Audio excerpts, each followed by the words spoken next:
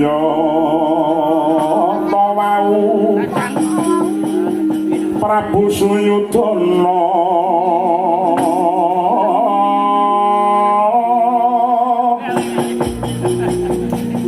ngendika inuring semu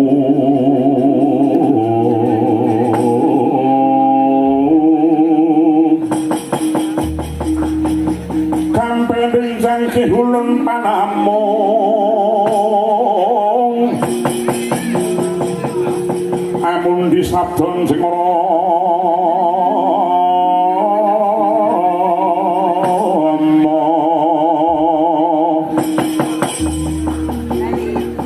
mongke walari lembak urmu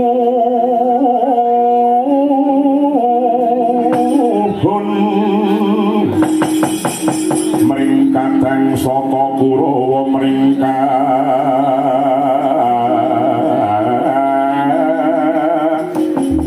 tang saka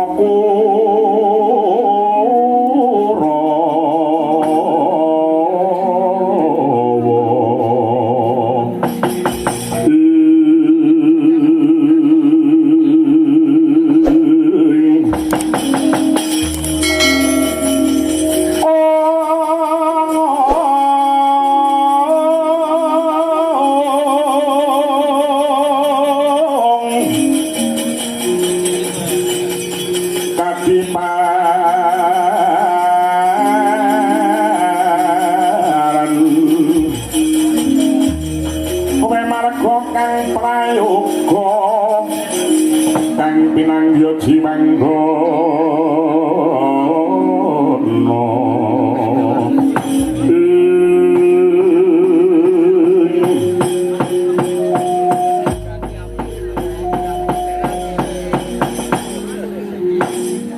Bapa Durna dalah paman Harya Sengguni ngantos mengklungen anggen kula ngentosi kundur jingandika kalih kados pundi Bapa menapa jingandika saged pinangkani pamurtah kula ambyengi wahyu prabening Praja Ngastina menika kula mau Bapa penemban. Oh inggih anak Prabu. Awit saking pamuji paduka anak Prabu nadyan teken jangkut suku Jaja.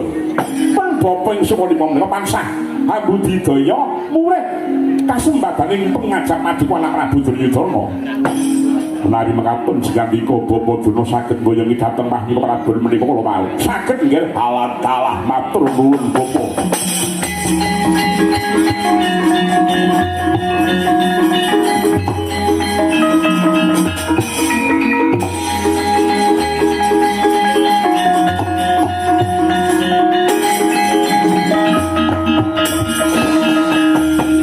Mangdiya darajating praja kawuryan musanya ruriyati larati lastuti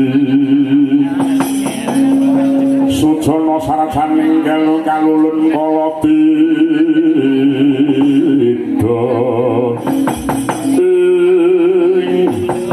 Waduh Bapa Durna jingandika ingkang saged adamel bagya mulyaning raos kula.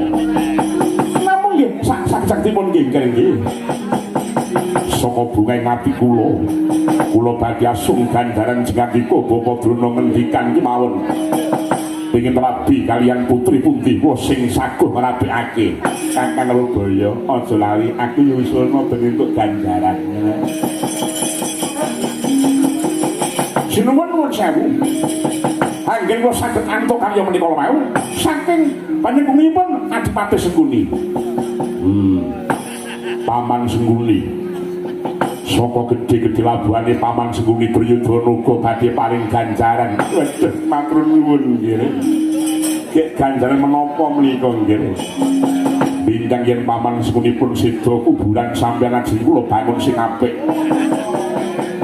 Kijing marmer patokan kuburane saking kencana ingkang pinetes barlian. Elah.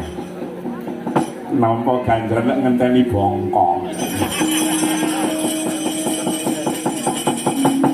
Bapa Durna samangke kados pundi wujudipun Mahkota Prabon menika kula wau. Semangga Prabu ngampi Anak Prabu.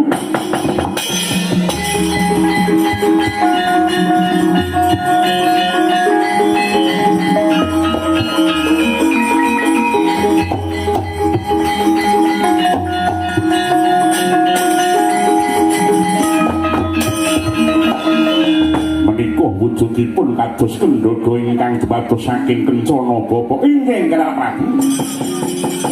Lebetipun kendhaga kencana menika papanipun Mahjika Prabon. Semangga kula aturi ambuka nggih. Inggih sinuwun. Sampun dadak mawi raos rangu-rangu. Semangga ingkang binuka wujudipun kendhaga kencana menika nggih paman.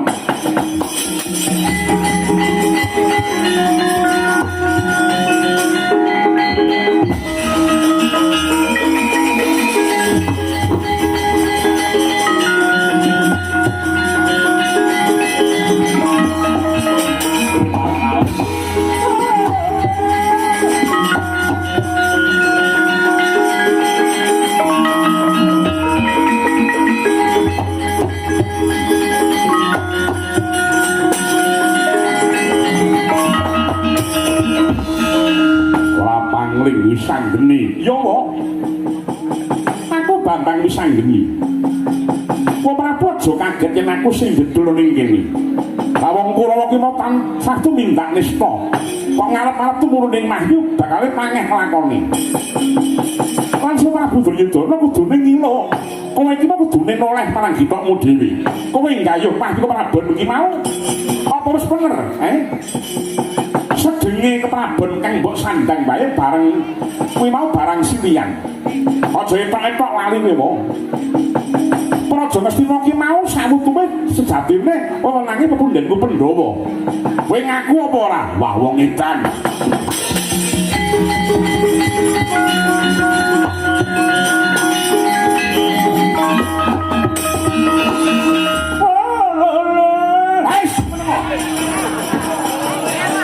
Ngomong lalu wae iki. Ngomong lalu. Aku apa ora beneran iki. Tenang mesti dikon ning gampangan. Kang wis nasib kok elek dimenyo. Kuwi ya ngono, Mbah. Kurawa luput kok mung pangsa kok dombali wae. Ngono wae nggonmu dombali ya nganggo cara sing luput. Nganti ana golek Mahyu kok nganggo cara dicolong. Kowe iki mau jane wong tuwa apa bocah, Nek wong tuwa ya gene kowe ora idep isih dikandurno. Oh,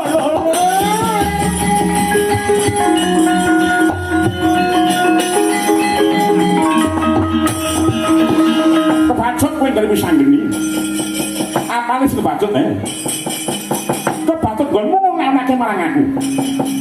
Kebacut nggonmu mirang-mirangke marang Begawan Drona ning ngarep wong akeh. Bebasan entek amek kurang golek. Arep kowe kok bener nanging caramu ngono ki bakal ya melu luntur kautamanmu. Tata kasatriyanmu. Ora ana bedane kowe nglawan wong sing kok wirang-wirangake. Aku ora trimo Bambang Wisanggeni. Tak jalukke panguwasane Gusti ing nyipta jagat, rungokno supataku. Wisanggeni, kebacut nggonmu tak sia marang Begawan Drona. Muga-muga wae mangke pengucapku. Umurmu ora bakal dawa Wisanggeni. Kowe ora bakal menangi Bratayuda dhewe binangun. Oh, ora salah.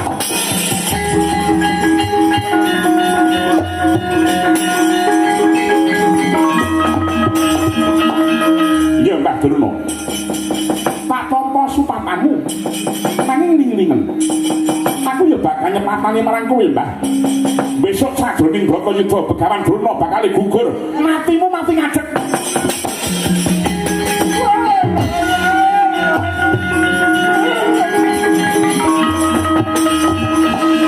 Ngono sak wong tuwa disempatane karo bocah-bocah kaya ngono. Ya lagi kira lakon kok matine mati ngadeg. Biasane nek mati ora iso ngadeg. Kok iki kok mati ngadeg. Lah wong kurangan kowe seneng kowe. Seneng kowe. Mangsaku nek cawe gitu gawe kisruh wae. Kuwi ngene lak Prabu. Kakek mangkon nyuwun pangapunten nggih kan nggih. Wong tuwa ora kena dienggo piyantel babar pisan. Tuwa-tuwa sedrabas kagian ampas. Gunemani yak-yakan bareng digugu jebul keliru. Kaya ana wong tuwa ki wong tuwa cara ngendi.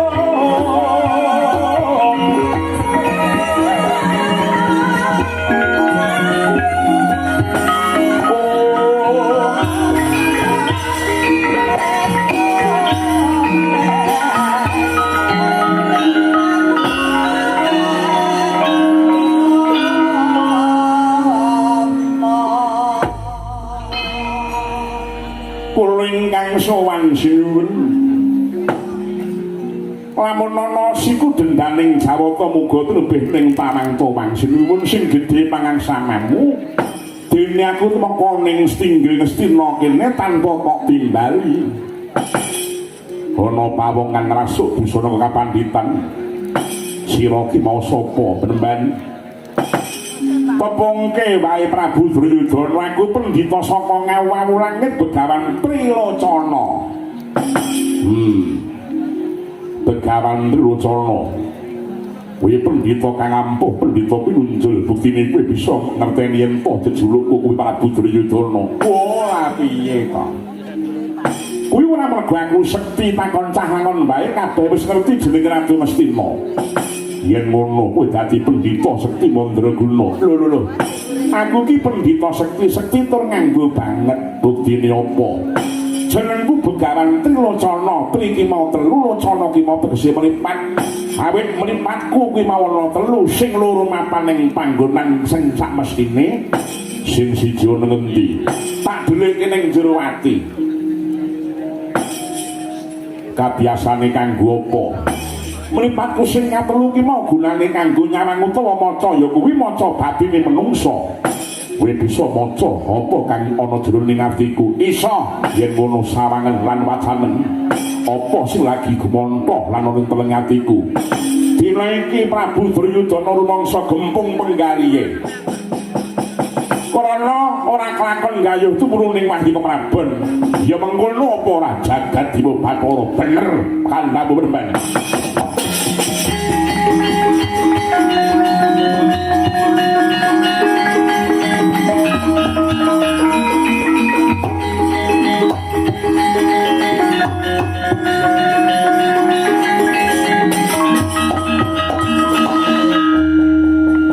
Lemban ojo ketanggungan dadi tutupno nggonmu maca marang batinku urung nggonmu untuk Wahyu Prabon satemah kowe mangkel lan marang Pujangga Ngastina Begawan Drona tiwas dijagake ngaya-aya jebul ora entuk gawe ya bener gagi bacutmu meneh Prabu Duryudana sejatine wis megah disuwitani Begawan Drona ning ora wani ngacan mergo yen nganti Begawan Drona ora mangkat sing dapet dadi pujangga ora ana ya mengkono apa ora Sang Prabu iya jebles karo sing tak pikir iki bacutmu meneh mula bareng Praja Ngastina tekan pendhita sing jenenge Begawan Trilocana tuh angen-angen saka prentuling atimu janjane Begawan Trilocana ki mau bakal kok dadekake pujangga Ngastina utawa pendhita Ngastina ning kowe pekewuh karo Begawan Durna jane tok pecat ning nyatane kuwi iki mbiyen gurumu ya ngono apa ora aja seru-seru panjen kuwi sing tak arep-arep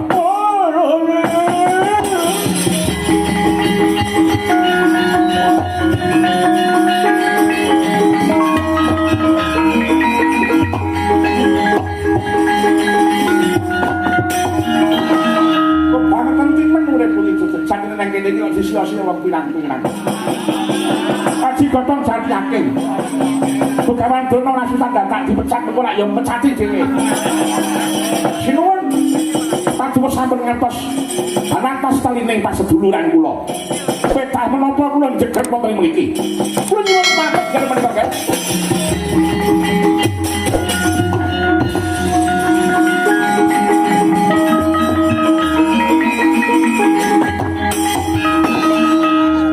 penemban aku aja mbok jedhek apa-apa lho aku ora wong kowe iki wong jujur ning endi ana Prabu Duryudana ning kene ning sengkunine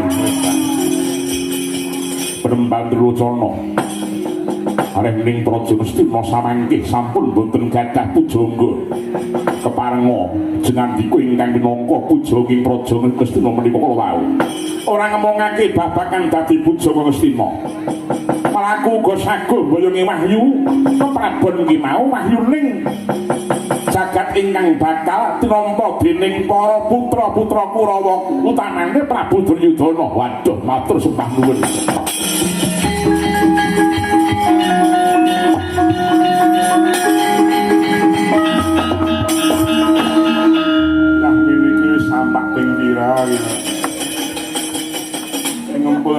pucet ya.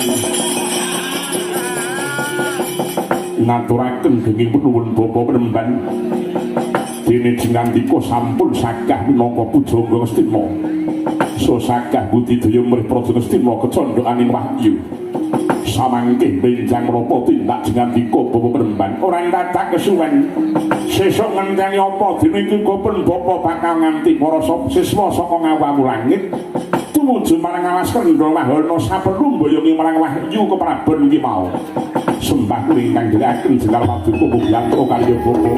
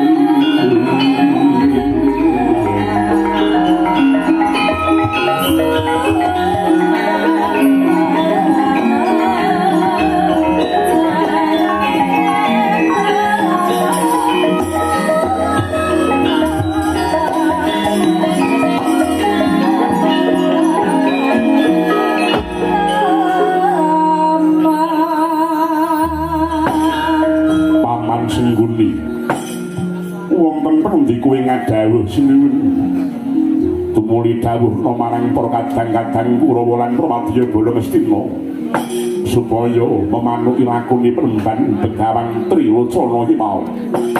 Nok-nok inggih ngestaken dawuh nyuwun pamit madhah pasulan. Dimas Kartomarma nyelas pantos bubarno kang padha gantung sibing sembah kakundhul hangetaken. Perang Ploco dawuh pangandika padika nyuwun pamit madhah pasulan. Kocap nalika samono Purna sabda napa Sang Prabu Duryudana sigra kundur hangetaken tedak jog saking pelenggan Dampradanta regedet jenggalih Sambaka Cinandra ngaton gumrah gumuruh suarane